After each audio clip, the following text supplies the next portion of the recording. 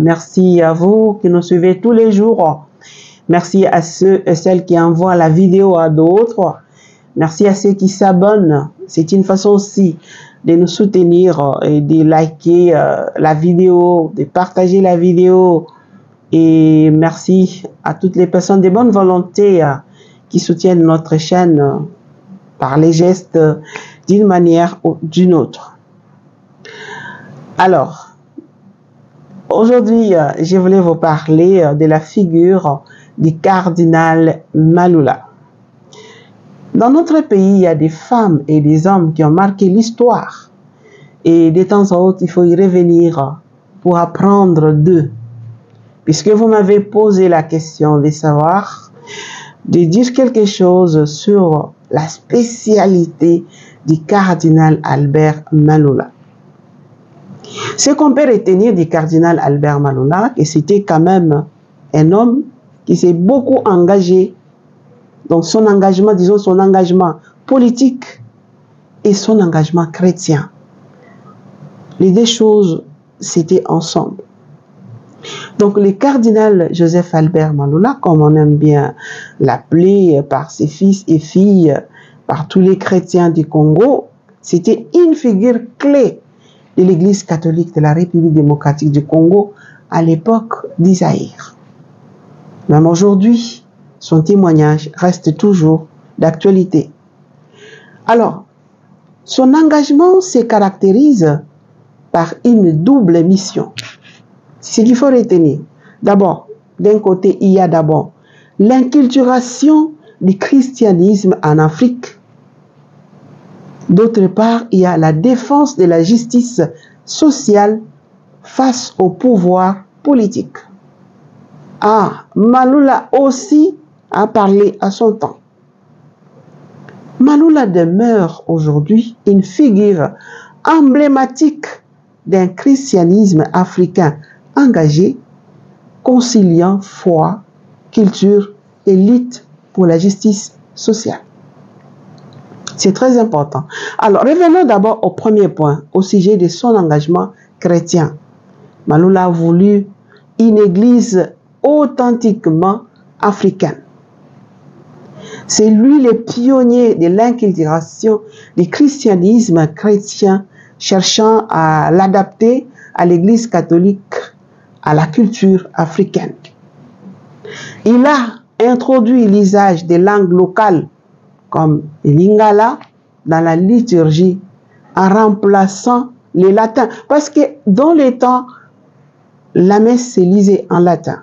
Et le cardinal Albert Maloula a introduit la messe en lingala. Et aujourd'hui, maintenant, on en a aussi dans différentes langues.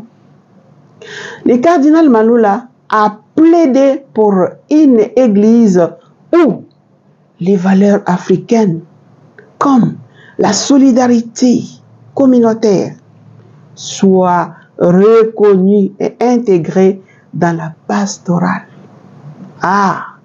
Puisque nous sommes des Africains, nous avons notre culture, nous avons nos valeurs comme solidarité, la communauté sacrée, donc on partage tout, il n'y a pas des choses des cousins, cousines, on est des fois, c'est aujourd'hui qu'on a appris avec les Français, mais sinon c'est mon frère, on ne dit pas c'est mon cousin, c'est ma cousine, c'est mon frère.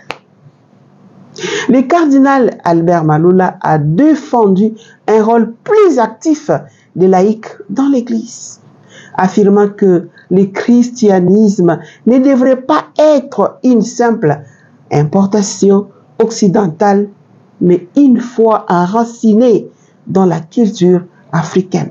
Hier, les Occidentaux ont christianisé les Africains. Désormais, les Africains sont appelés à africaniser le christianisme. C'est très important, la nuance qui est là. Donc ça, c'était le premier point. Alors, au deuxième point, il s'agit de l'engagement politique du cardinal Albert Maloula.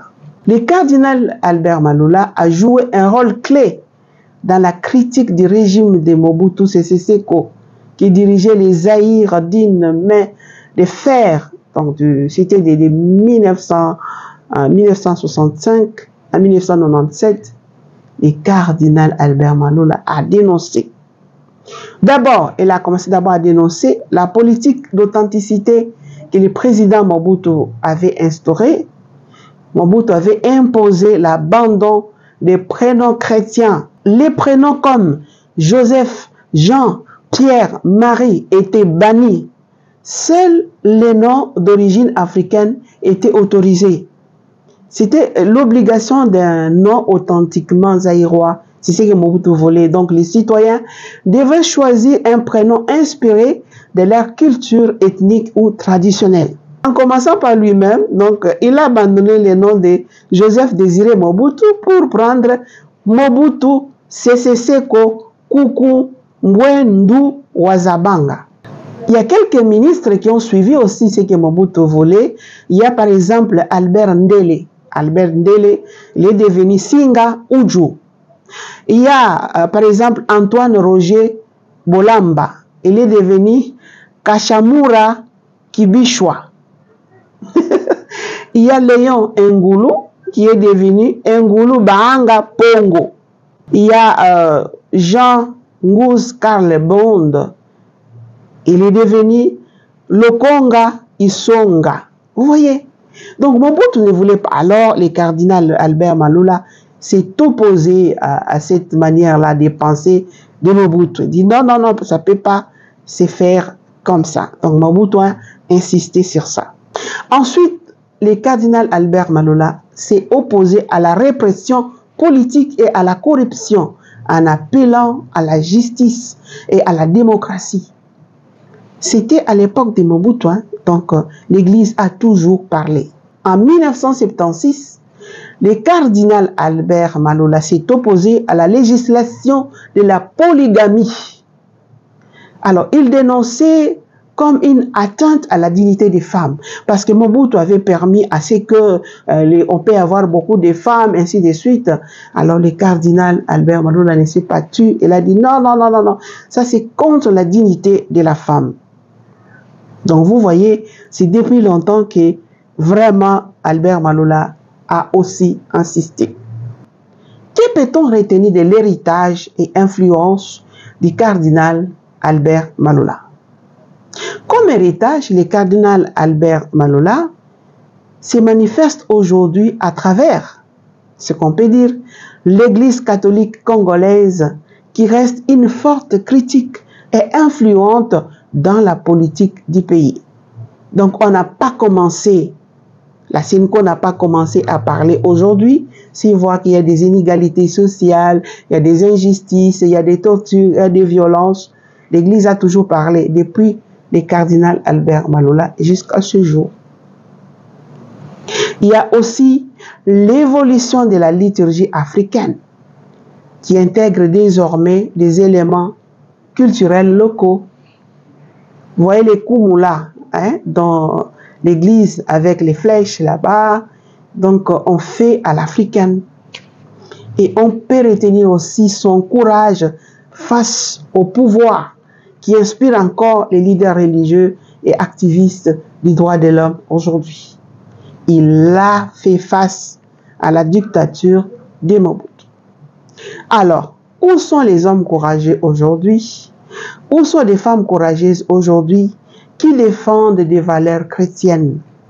C'est-à-dire vivre la culture africaine tout en gardant à cœur les valeurs de solidarité, de communion, de justice, des droits, je sais pas, tout ce que nous venons de dire ça, c'est une personne vraiment qui laisse l'héritage à l'Église, mais à tous les peuples congolais, d'être debout, d'aimer sa patrie, de défendre sa patrie, d'aimer sa patrie, de travailler pour le développement, pour la cohésion nationale, pour l'unité, pour le vivre ensemble.